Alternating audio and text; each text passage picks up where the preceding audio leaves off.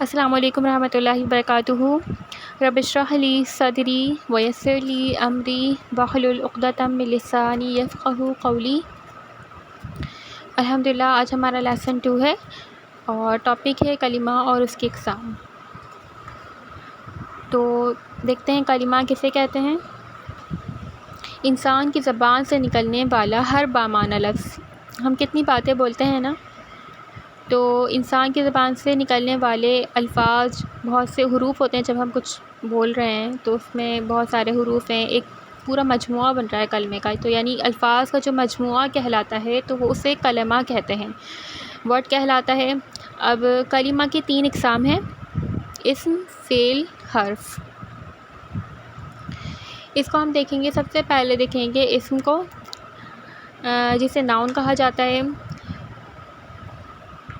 ایسا کلمہ، اسم کسے کہتے ہیں؟ ایسا کلمہ جو کسی شخص، حیوان، جگہ یا چیز کا نام ہو یا کسی صفت کا نام ہو، تو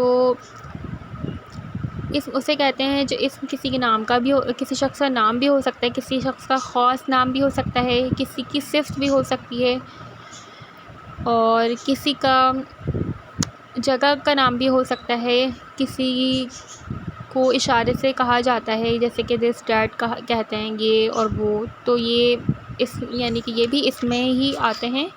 اور کسی کے یعنی کہ ضمائر کے طور پر استعمال ہونے والے حروف، جیسے کہ پروناؤنس ہوتے ہیں، مثال کے طور پر ثنا ہے نام، تو جب ہم پروناؤنس استعمال کرتے ہیں تو اس میں شی کہتے ہیں، تو یہ ساری چیزیں بھی اسی میں آ جاتی ہیں۔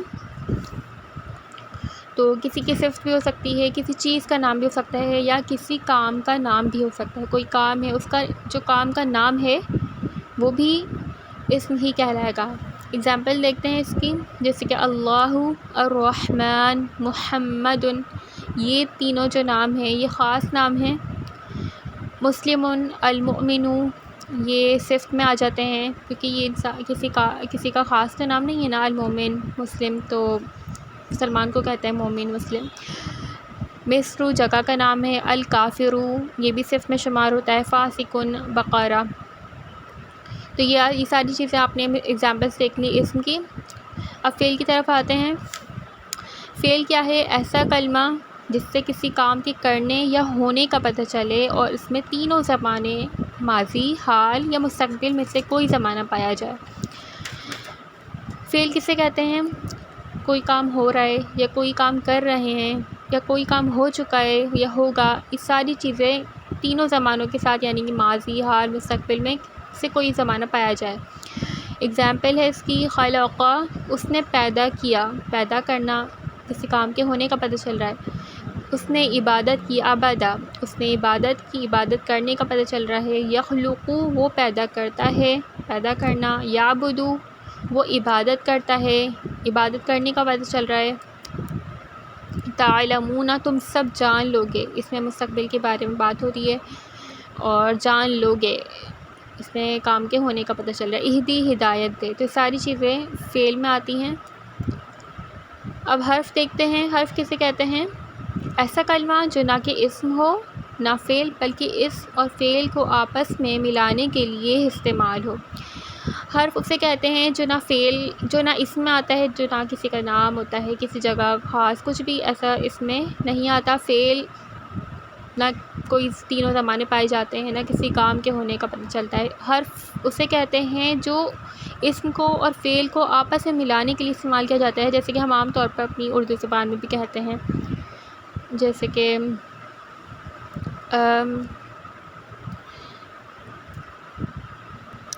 کہ بک، اس پر رکھ دو، پر، اور وہ اس کے ساتھ گیا، ساتھ، تو یہ ساری چیزیں حرف میں آ جاتی ہیں۔ اب اس کے جو اہم نوٹ کر لیں آپ، کہ اسم اور فعل جو ہے وہ اپنا مطلب اور معنی بیان کرنے میں کسی دوسرے کے محتاج نہیں ہوتے، جبکہ حرف اپنا معنی بیان کرنے میں کسی دوسرے کلمے کا محتاج ہوتا ہے، کیونکہ یہ فعل اور اسم کو آپس میں ملانے کے لیے استعمال کیا جاتا ہے، اس کا کوئی ذاتی مطلب نہیں ہوتا۔ تو الحمدللہ آپ کو یہ کلیئر ہو گیا ہوگا۔ سبحانک اللہم و بحمدک، نشہد ان لا الہ الا انت، نستغفرک و نتوب الیک۔ السلام علیکم ورحمۃ اللہ وبرکاتہ۔